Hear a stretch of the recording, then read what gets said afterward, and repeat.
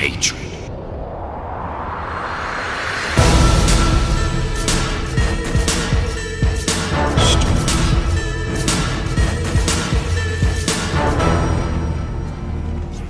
We're in the Great War now.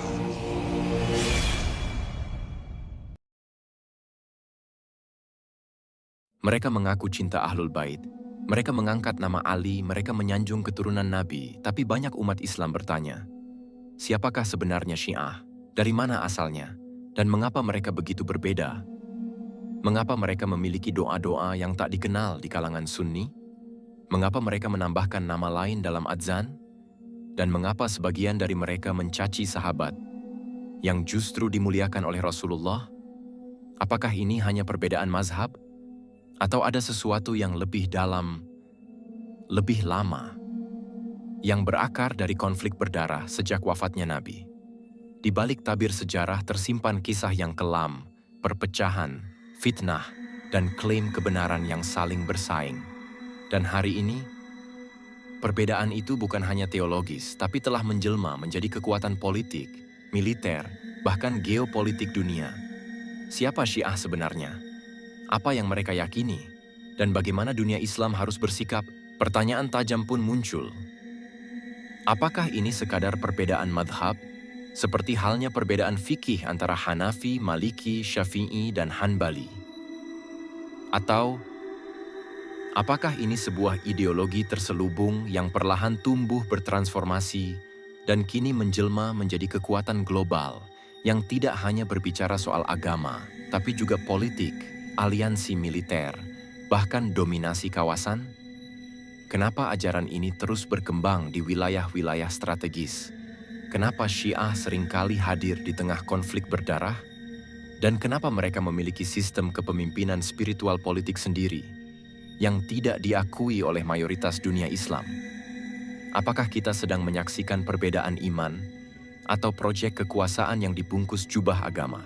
Istilah Syiah secara bahasa berarti pengikut atau kelompok yang setia kepada seseorang, dan setelah wafatnya Rasulullah muncullah istilah Syi'atu Ali yang berarti para pendukung Ali bin Abi Thalib di masa awal. Istilah ini belum mengacu pada sekte keagamaan, melainkan kelompok kecil umat Islam yang meyakini bahwa Ali lah yang paling layak memimpin umat setelah wafatnya. Nabi mereka bukan orang kafir. Mereka pun masih salat bersama kaum muslimin, hanya berbeda pandangan soal siapa yang seharusnya menjadi khalifah.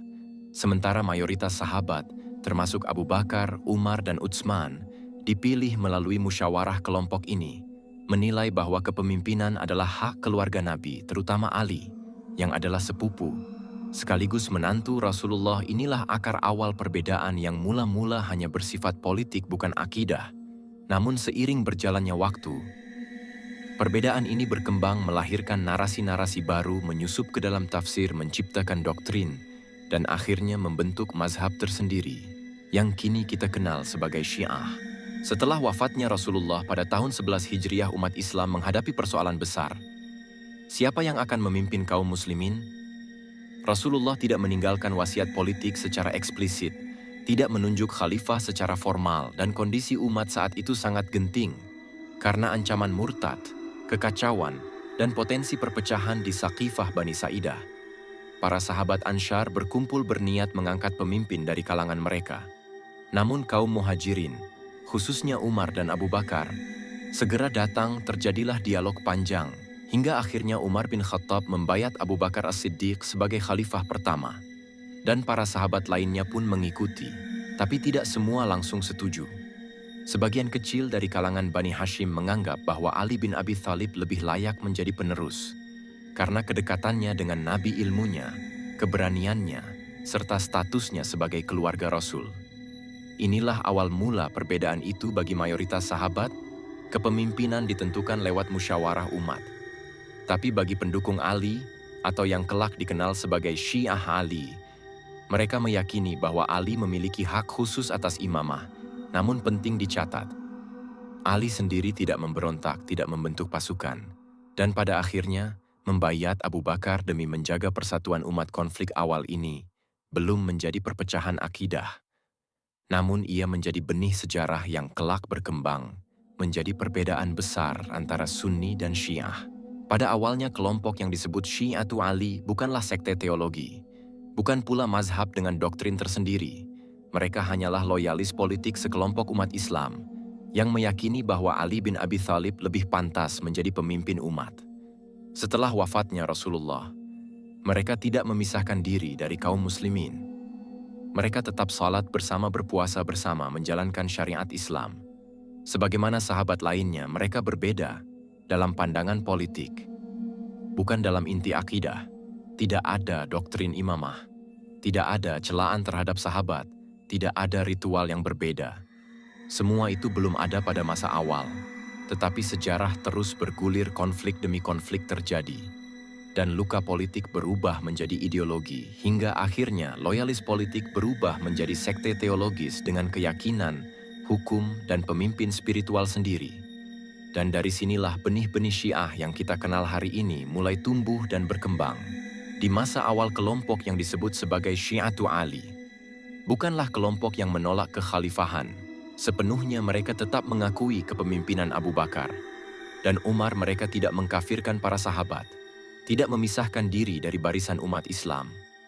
Mereka hanya memiliki kecenderungan dukungan pribadi dan politik kepada Ali bin Abi Thalib karena kedekatannya dengan Rasulullah, ilmunya, keberaniannya, dan keturunannya. Dari Ahlul Bait, dukungan ini bersifat emosional dan politis, bukan keyakinan teologis yang menganggap bahwa hanya Ali yang sah sebagai imam. Mereka masih memandang Abu Bakar dan Umar sebagai pemimpin yang berjasa. Bahkan Ali sendiri hidup berdampingan dengan mereka, membantu dalam urusan umat, dan tidak pernah mengobarkan pemberontakan. Sejarah mencatat bahwa Ali menjadi penasihat penting di masa Umar, dan bahkan menikahkan putrinya Ummu Kultsum dengan Umar bin Khattab. Semua ini menunjukkan bahwa pada awalnya, perbedaan itu belum membelah akidah. Belum muncul klaim bahwa kekhalifahan harus bersifat ilahi. Belum ada konsep imam maksum atau 12 imam. Semua itu berkembang. Kemudian melalui proses panjang karena trauma politik, tragedi Karbala, dan dinamika kekuasaan Syiah awal adalah bagian dari umat Islam yang berbeda pandangan, tapi masih berada dalam bingkai besar Ahlus Sunnah. Kemudian terjadi sebuah peristiwa besar yang mengubah arah sejarah Islam selamanya. Terbunuhnya Khalifah Utsman bin Affan di tahun 35. Hijriyah menjadi awal dari fitnah besar dalam tubuh umat Islam.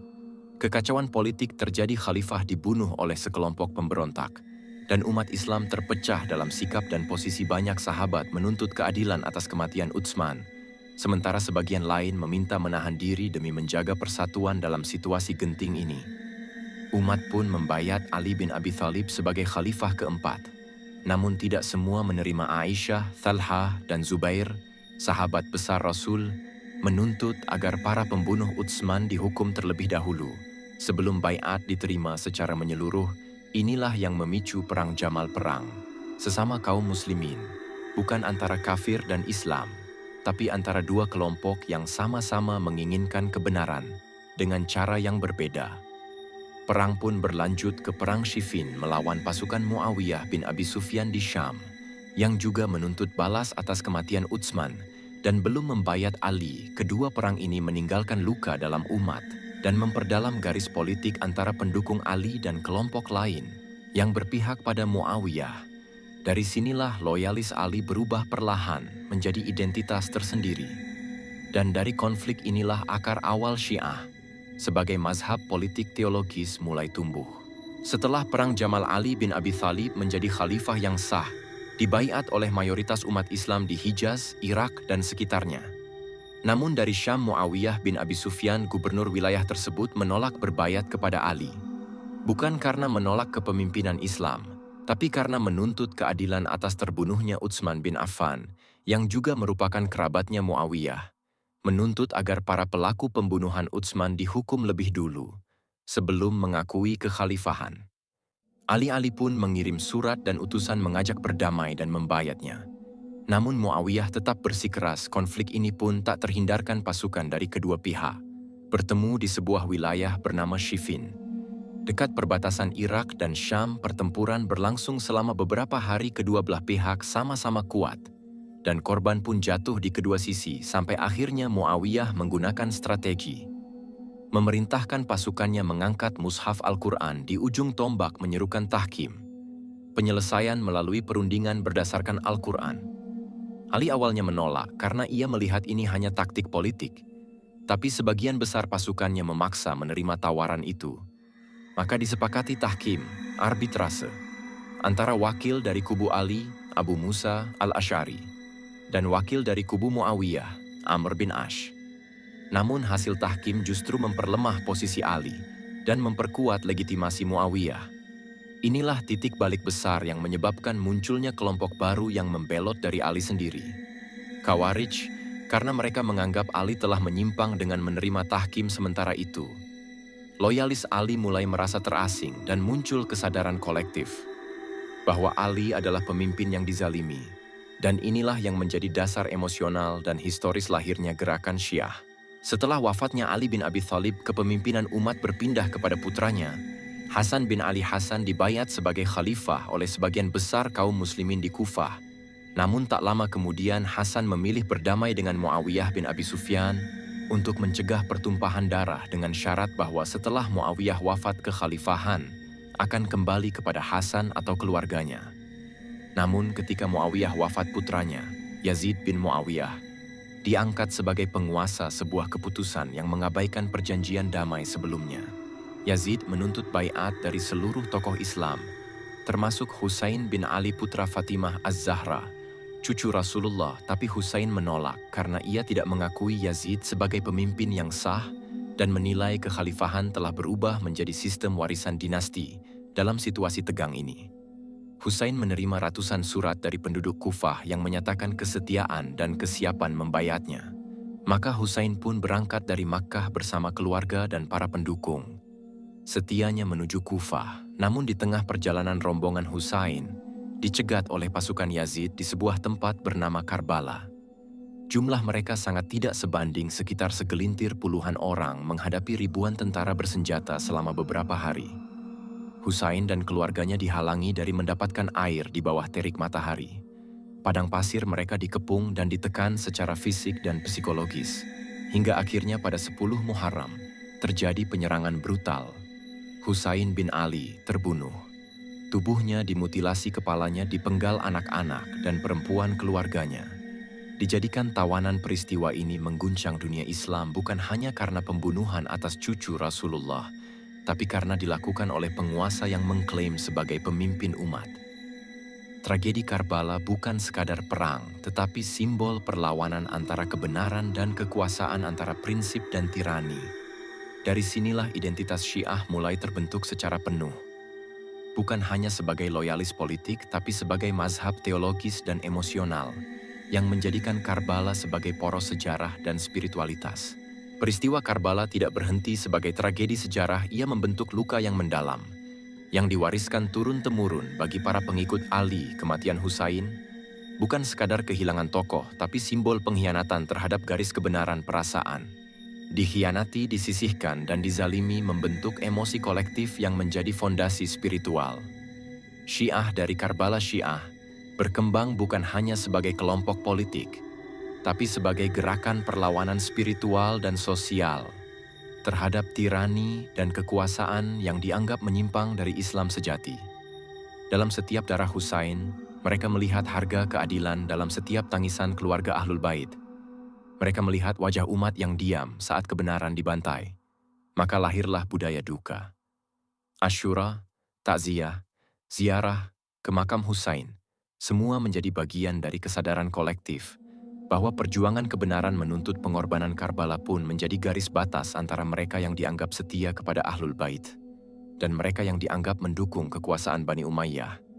Dan dari situlah Syiah mulai membangun struktur keyakinan sendiri dengan pusatnya pada cinta dan loyalitas kepada keluarga Nabi, khususnya kepada para imam dari keturunan Ali dan Fatimah. Setelah tragedi Karbala, ajaran Syiah mulai membentuk sistem keyakinan yang lebih utuh. Pusat dari semua itu adalah doktrin imamah. Ajaran ini berangkat dari keyakinan bahwa kepemimpinan umat Islam tidak boleh diserahkan kepada siapapun kecuali kepada keturunan langsung Rasulullah melalui jalur Ali bin Abi Thalib dan Fatimah Az-Zahra. Bagi Syiah, seorang imam bukan hanya pemimpin politik, tetapi juga pemimpin spiritual dan penjaga ajaran Islam yang murni lebih dari itu. Seorang imam dianggap maksum, yaitu terjaga dari kesalahan dan dosa baik, dalam ucapan, tindakan, maupun penafsiran agama mereka. Diyakini ditunjuk oleh Allah secara langsung, bukan dipilih oleh musyawarah atau pemungutan suara. Dan setiap imam mewariskan ilmunya kepada imam berikutnya. Dimulai dari Ali bin Abi Thalib, kemudian dilanjutkan oleh Hasan bin Ali, lalu Husain bin Ali, dan seterusnya, hingga membentuk rangkaian 12 imam dalam mazhab Syiah Itsna Asyariyah.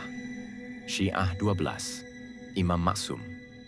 Pelita dalam kegelapan dalam keyakinan Syiah imam bukan nabi, tapi memiliki ilmu laduni, pengetahuan langsung dari Allah, dan menjadi wasilah, perantara, antara manusia dan Tuhan. Dalam pemahaman agama mereka, diyakini sebagai pelita di tengah gelapnya. Fitnah politik dan penyimpangan sejarah imam dianggap satu-satunya otoritas sah dalam menafsirkan Al-Quran, hadis, dan hukum-hukum agama. Maka dalam pandangan Syiah, kehidupan umat Islam sejak wafatnya Rasulullah adalah sejarah penyimpangan terhadap garis imamah yang sah. Doktrin imamah menjadi pilar utama pemisah antara Syiah dan Sunni. Bagi Sunni, kepemimpinan bisa dipilih secara musyawarah, dan tidak ada yang maksum setelah Rasul. Bagi Syiah, hanya imam yang maksum yang berhak memimpin dan menjaga kemurnian agama. Dan dari sinilah lahir identitas teologis, hukum, dan ritual yang berbeda antara dua arus besar dalam sejarah Islam. Selain Syiah Itsna Asyariyah, 12 imam, dalam sejarah juga muncul Syiah Zaidiyah yang dinisbatkan kepada Zaid bin Ali. Cicit dari Husain bin Ali Zaidiyah memiliki pandangan berbeda dalam hal imamah dan sifat imam. Bagi Zaidiyah, imam tidak harus maksum dan tidak harus ditunjuk secara ilahiyah.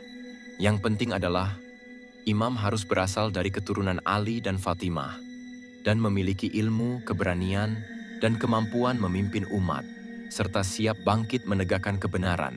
Karena itu Zaidiyah mengakui keabsahan kekhalifahan Abu Bakar, Umar, dan Utsman, walaupun tetap meyakini Ali lebih utama dalam hal fiqih, akidah, dan ibadah. Zaidiyah lebih dekat kepada mazhab Hanafi dan lebih banyak persamaan dengan Sunni dibandingkan dengan Syiah Imamiyah. Itsna Asyariyah, kontinuitas sejarah dan pusat kekuasaan Zaidiyah. Zaidiyah memiliki sejarah panjang dan pernah mendirikan beberapa kekuasaan politik di dunia Islam.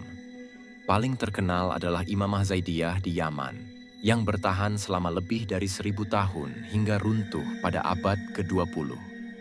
Hingga kini mayoritas Muslim Syiah di Yaman menganut mazhab Zaidiyah, termasuk sebagian kelompok Houthi, walaupun ada pengaruh ideologi lain yang berkembang belakangan. Penegasan identitas Zaidiyah menolak fanatisme berlebihan terhadap imam, menolak ajaran raj'ah. Imam akan kembali ke dunia, dan tidak mengkultuskan imam secara metafisik. Oleh karena itu, banyak ulama Sunni menganggap Zaidiyah sebagai mazhab fiqih dalam Islam, bukan sekte yang menyimpang. Syiah Imamiyah, atau dikenal juga sebagai Itsna Asyariyah, adalah cabang terbesar dalam dunia Syiah dan menjadi mazhab resmi negara Iran.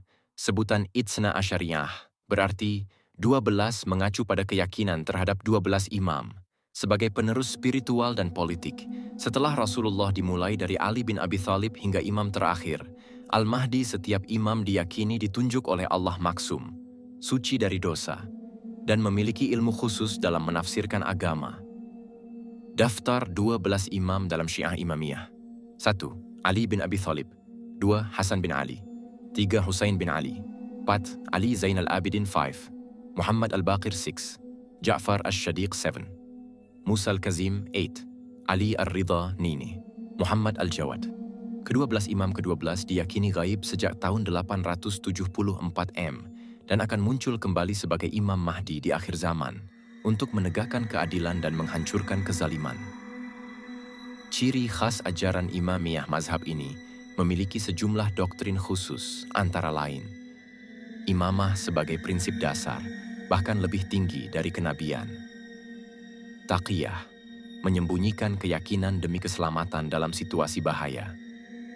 Raj'ah, keyakinan bahwa beberapa imam akan kembali sebelum hari kiamat.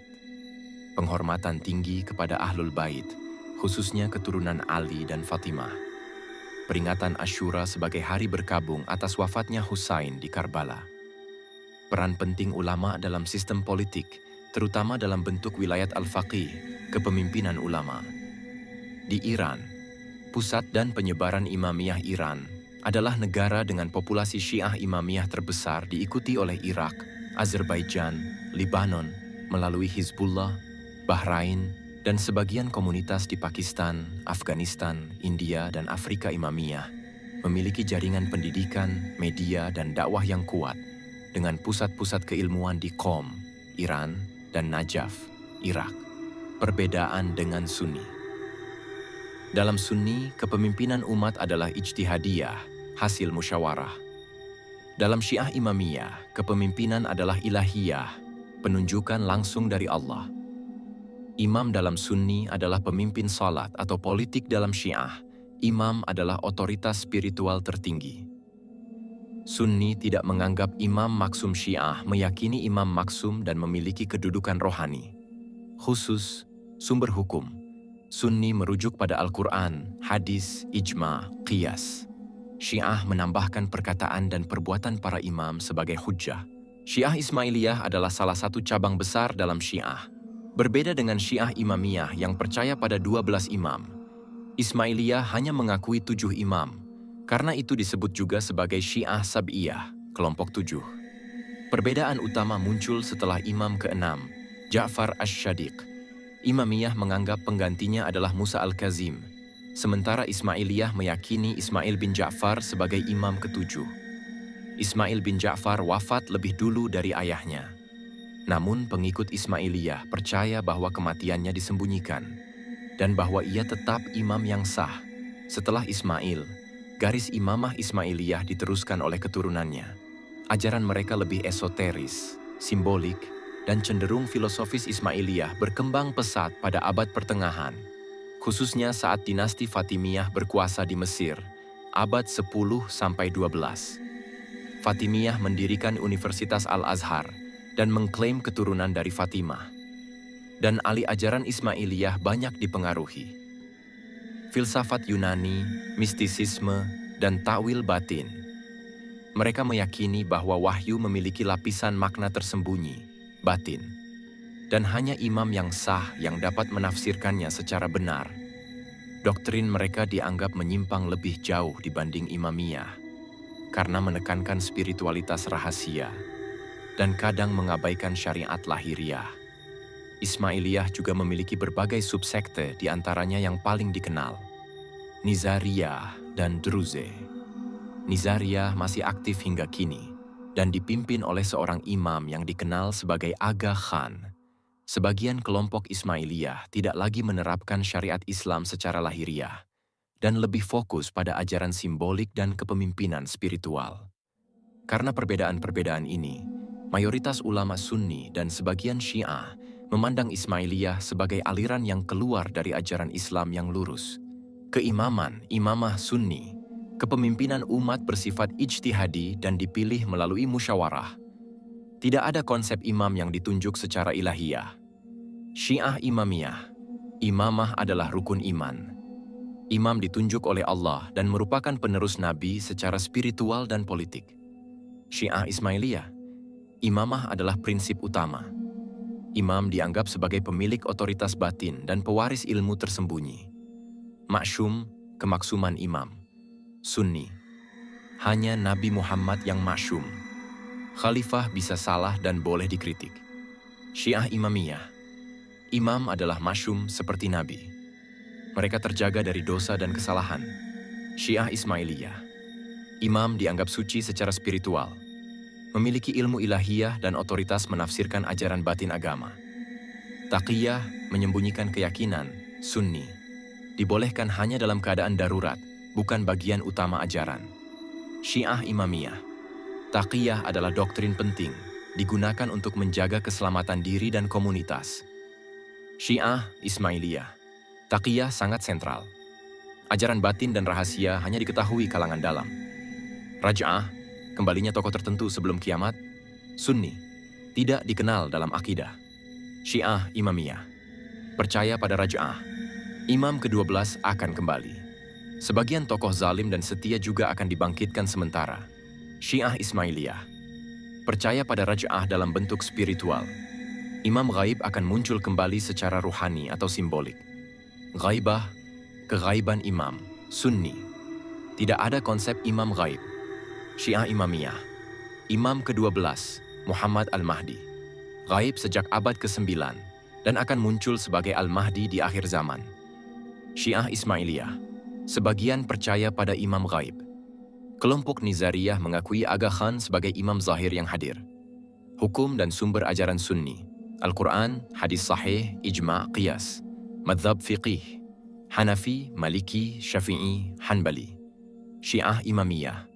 Al-Quran, hadis Ahlul Bait, ijma', akal. Madhab fiqih, Ja'fari. Syiah Ismailiyah. Sumber utama adalah tafsir batin imam. Hukum syariat kadang tidak diutamakan ajaran cenderung esoterik dan simbolik. Taqiyah, menyembunyikan keyakinan demi keselamatan. Sunni. Taqiyah diakui secara terbatas. Digunakan hanya dalam situasi darurat atau ancaman nyata terhadap nyawa. Tidak menjadi bagian dari identitas atau praktik rutin. Contoh paling umum adalah saat sahabat seperti Ammar bin Yasir mengucapkan kekufuran di bawah siksaan, tapi tetap beriman di hati. Lihat Kes Anal 106. Syiah Imamiyah. Taqiyah adalah doktrin sentral. Diyakini sebagai cara melindungi jiwa, komunitas, dan ajaran di tengah penindasan. Sejak awal sejarahnya, banyak pengikut Syiah hidup dalam bayang-bayang kekuasaan Sunni, sehingga taqiyah dianggap wajib dalam kondisi tertentu. Dipraktikkan dalam berbagai bentuk, menyembunyikan identitas, ajaran, atau praktik ibadah. Syiah Ismailiyah. Taqiyah memiliki dimensi spiritual yang lebih dalam. Karena ajaran Ismailiyah bersifat batiniah dan rahasia, esoterik. Taqiyah tidak hanya untuk perlindungan fisik, tetapi juga untuk menjaga ajaran dari orang-orang yang belum layak menerima kebenaran batin. Hanya imam dan lingkaran dalam yang mengetahui hakikat sebenarnya. Raj'ah, kembalinya imam-imam atau tokoh sebelum hari kiamat, Sunni. Tidak dikenal dalam akidah. Islam Sunni hanya mengenal kebangkitan umum pada hari kiamat, tanpa konsep kembalinya tokoh-tokoh tertentu ke dunia sebelum itu. Syiah Imamiyah. Raj'ah adalah bagian dari keyakinan eskatologis. Diyakini bahwa setelah kemunculan Imam Mahdi, akan terjadi raj'ah, yaitu kembalinya sebagian imam yang telah wafat serta kembalinya musuh-musuh Ahlul Bait untuk dibalas.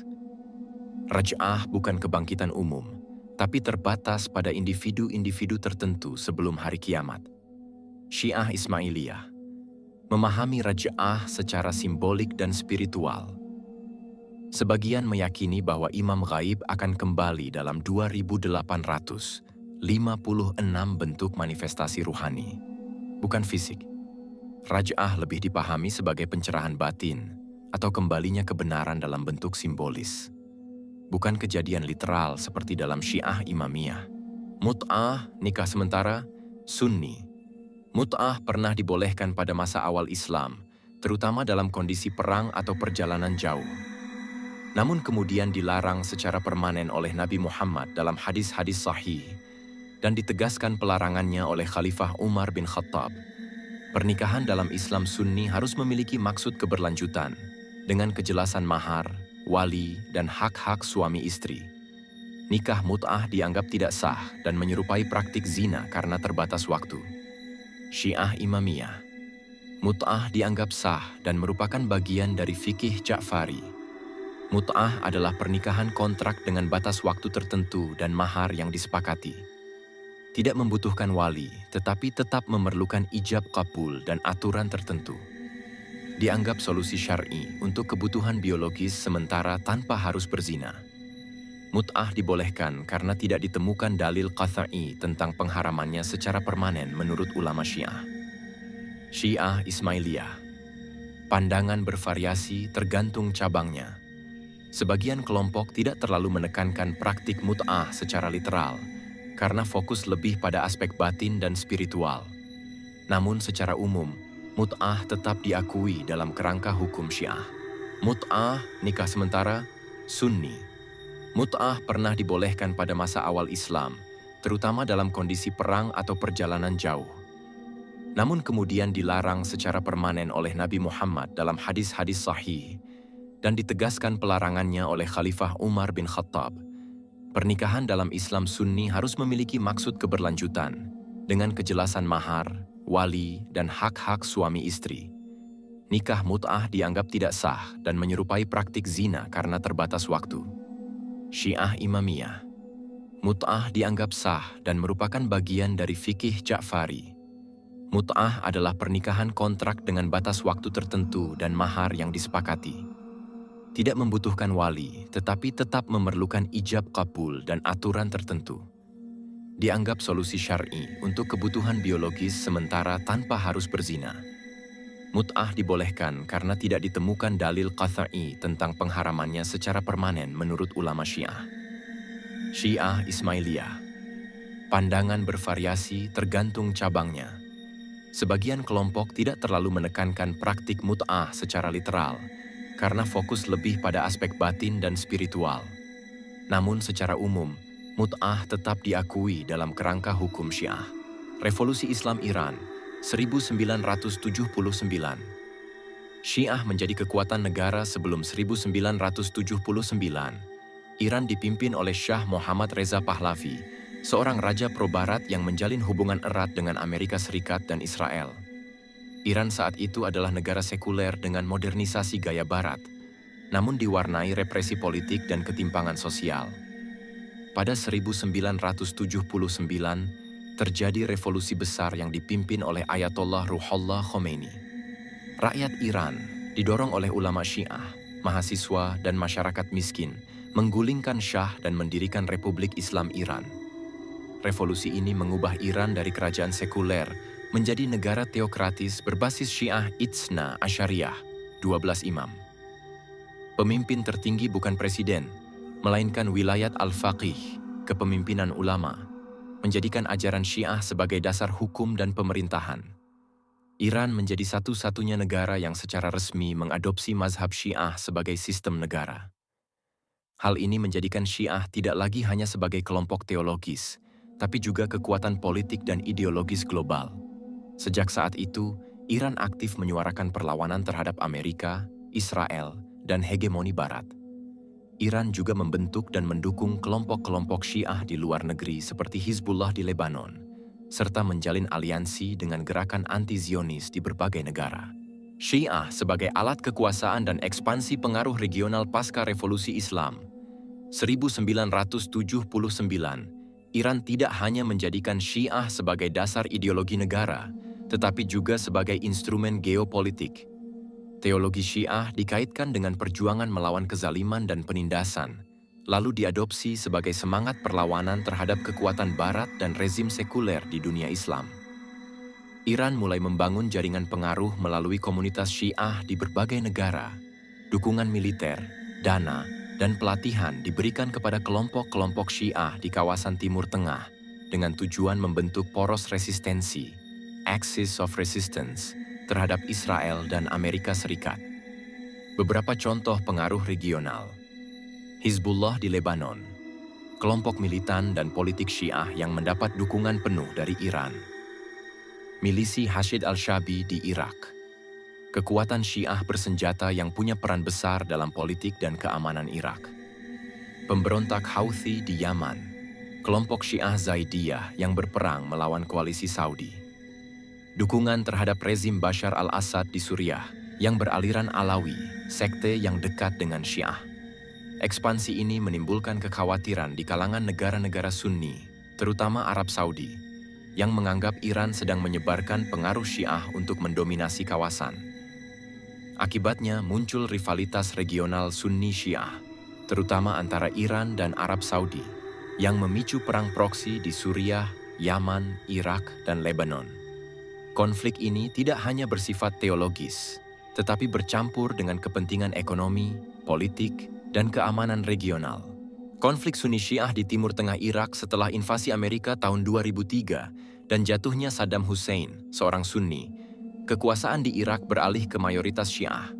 Iran memainkan peran besar dalam membentuk pemerintahan baru dan mendukung milisi Syiah seperti Hashid al-Sha'bi.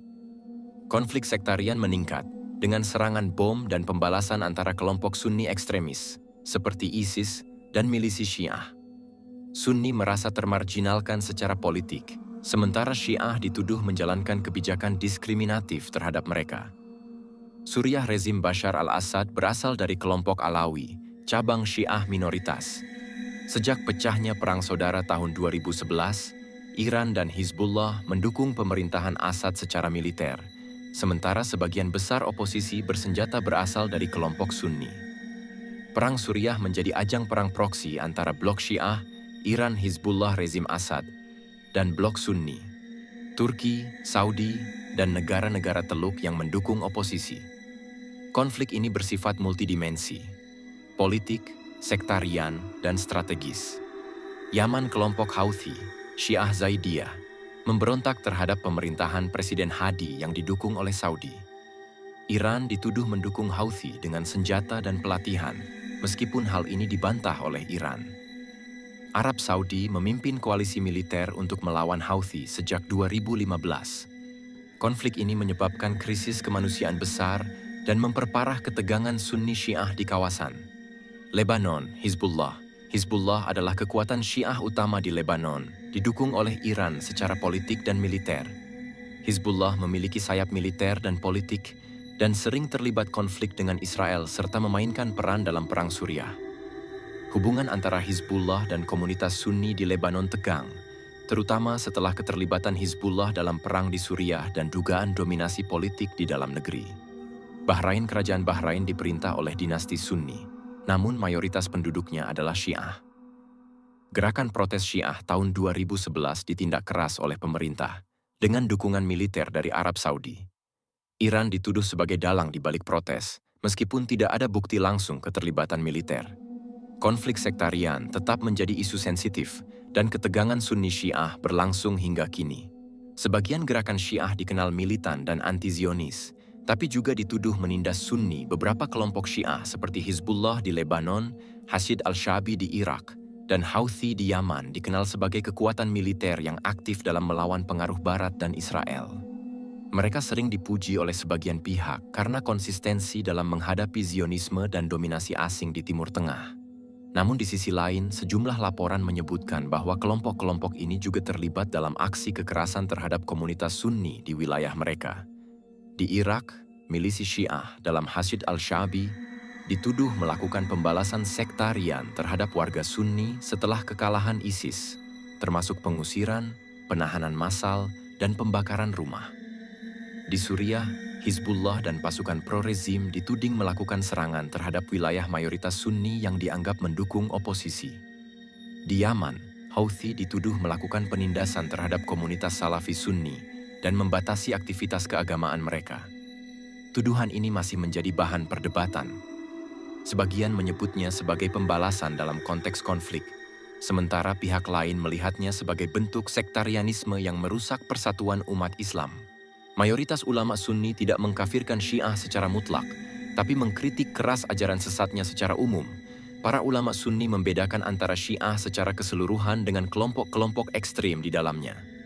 Aliran-aliran Syiah seperti Imamiyah, Itsna Asyariyah, dan Zaidiyah masih dianggap sebagai bagian dari Islam, meskipun banyak ajaran dan praktiknya dikritik keras karena menyimpang dari akidah Ahlus Sunnah wal Jamaah.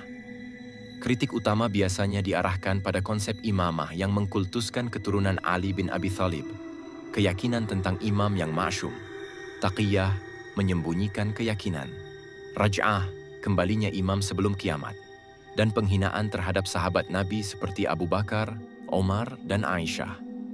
Ulama seperti Imam Syafi'i, Imam Nawawi, Ibnu Taimiyah, hingga ulama kontemporer seperti Syaikh Al-Qaradawi atau Syaikh bin Baz, mengingatkan bahaya ajaran Syiah ekstrim, tapi tidak serta-merta mengkafirkan seluruh penganutnya. Pengkafiran biasanya hanya ditujukan kepada kelompok ghulat, ekstrim, seperti yang meyakini Ali sebagai Tuhan, mencaci sahabat, atau menolak rukun Islam secara terang-terangan. Sikap ini mencerminkan kehati-hatian dalam vonis akidah dan menjaga kemungkinan rekonsiliasi umat Islam di tengah perbedaan. Harus dibedakan antara Syiah sebagai identitas mazhab keagamaan. Banyak penganut Syiah lahir dalam lingkungan budaya dan keluarga.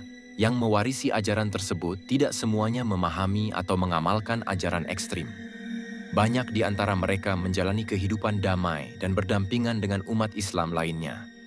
Syiah ekstrem, ghulat, yang menyimpang dari akidah Islam kelompok ini, mengusung keyakinan yang bertentangan dengan prinsip tauhid, seperti keyakinan bahwa imam-imam Syiah bersifat masyum, memiliki ilmu gaib, atau bahkan menganggap mereka lebih tinggi dari Nabi.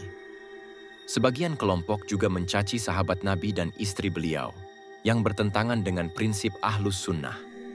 Gerakan politik Syiah di beberapa negara, ajaran Syiah dijadikan alat politik dan ideologi ekspansi kekuasaan. Contoh paling menonjol adalah Republik Islam Iran yang mendasarkan banyak kebijakan dalam dan luar negerinya pada pemikiran keagamaan Syiah Imamiyah. Hal ini berdampak pada konflik regional dan ketegangan sektarian. Konflik politik dan kepentingan negara, tidak semua konflik antara Sunni dan Syiah bermula dari agama. Seringkali, konflik tersebut dipicu oleh kepentingan geopolitik, perebutan kekuasaan, atau intervensi asing yang memanfaatkan perbedaan sektarian untuk melemahkan dunia Islam dari dalam. Syiah awam versus ulama ekstrem. Syiah awam adalah mayoritas penganut Syiah yang mewarisi keyakinan dari lingkungan keluarga dan budaya, tanpa pemahaman mendalam terhadap ajaran Syiah yang kontroversial. Banyak dari mereka tidak mengetahui detail ajaran seperti taqiyah, raj'ah, atau konsep imam ma'syum. Mereka menjalani kehidupan sehari-hari sebagaimana Muslim pada umumnya, dengan semangat beribadah dan keinginan untuk hidup damai. Ulama ekstrem Syiah, atau yang disebut golongan ghulat, adalah mereka yang mengajarkan keyakinan yang bertentangan dengan prinsip dasar Islam.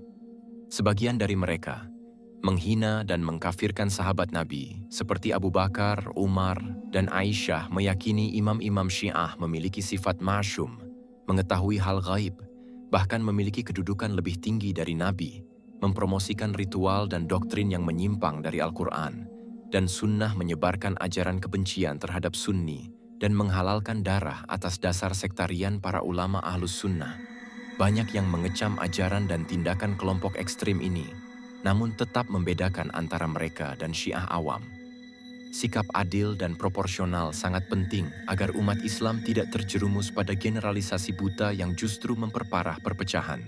Syiah Zaidiyah versus Rafidhah ekstrim. Syiah Zaidiyah adalah cabang Syiah yang dianggap paling dekat dengan Ahlus Sunnah.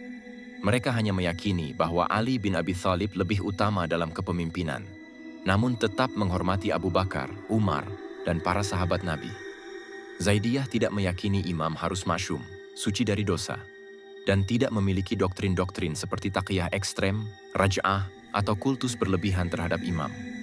Ajaran fikih mereka pun banyak kemiripan dengan mazhab Hanafi. Mayoritas Zaidiyah hidup di Yaman dan dikenal lebih moderat serta terbuka dalam berdialog dengan Sunni.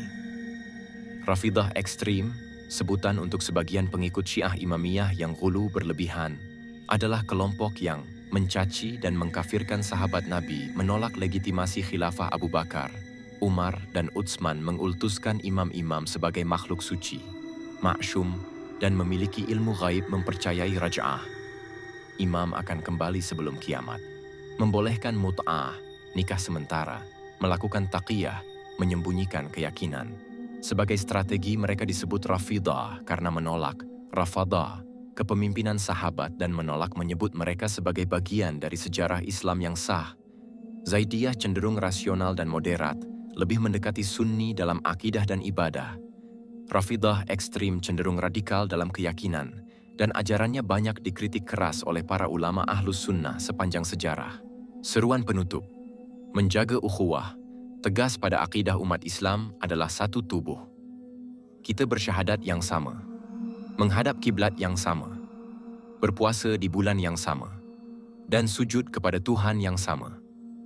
Perbedaan mazhab, budaya, dan pandangan politik adalah kenyataan sejarah. Tetapi persaudaraan tidak boleh hancur karena perbedaan.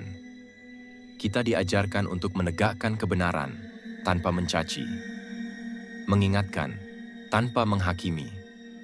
Namun ukhuwah bukan berarti kompromi terhadap penyimpangan. Akidah adalah hal yang tidak bisa ditawar.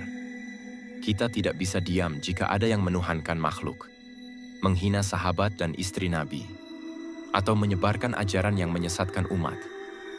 Maka sikap kita harus adil, menjaga persaudaraan, namun tetap waspada, membuka pintu dialog, namun menutup celah penyimpangan, mengulurkan tangan, namun tidak mengorbankan prinsip iman. Itulah jalan tengah yang diajarkan oleh Rasulullah. Penuh kasih, tapi tetap kokoh. Rahmat bagi alam, tapi pedang bagi kebatilan. Semoga umat ini kembali bersatu di atas tauhid, di bawah cahaya wahyu, dan di jalan kebenaran yang lurus. Syiah bukan sekadar mazhab, tapi rangkaian sejarah yang ditulis dengan luka, dibangun di atas klaim dan diwarisi melalui konflik. Ia bukan hanya soal fikih atau ritual, tapi identitas, emosi, dan memori kolektif yang terbentuk dari tragedi dan berkembang. Jadi ideologi sebagian melihatnya sebagai bentuk cinta kepada Ahlul Bait. Sebagian lain melihatnya sebagai jalan yang menyimpang dari tauhid di antara cinta dan fanatisme. Antara sejarah dan keyakinan Syiah menjadi bab yang terus hidup dalam tubuh umat Islam, yang terkadang saling bersaudara namun juga saling mencurigai. Syiah bukan sekadar mazhab, tapi rangkaian sejarah yang ditulis dengan luka, dibangun di atas klaim dan diwarisi melalui konflik. Ia bukan hanya soal fikih atau ritual, tapi identitas, emosi, dan memori kolektif yang terbentuk dari tragedi dan berkembang. Jadi ideologi sebagian melihatnya sebagai bentuk cinta kepada Ahlul Bait. Sebagian lain melihatnya sebagai jalan yang menyimpang dari tauhid di antara cinta dan fanatisme. Antara sejarah dan keyakinan Syiah menjadi bab yang terus hidup dalam tubuh umat Islam, yang terkadang saling bersaudara namun juga saling mencurigai. Umat Islam perlu meningkatkan ilmu agar tidak mudah tertipu oleh narasi sesat, membedakan antara kasih sayang dan kompromi terhadap penyimpangan mengenal sejarah, agar tidak mengulang kesalahan yang sama, membangun ukhuwah di atas kebenaran, bukan di atas toleransi palsu, bersatu dalam akidah. Bukan hanya dalam simbol umat Islam perlu menyadari bahwa musuh tidak selalu datang dari luar. Kadang memakai jubah, dalam kadang berbicara atas nama cinta Ahlul Bait, tapi menyebar fitnah kepada sahabat dan istri Nabi.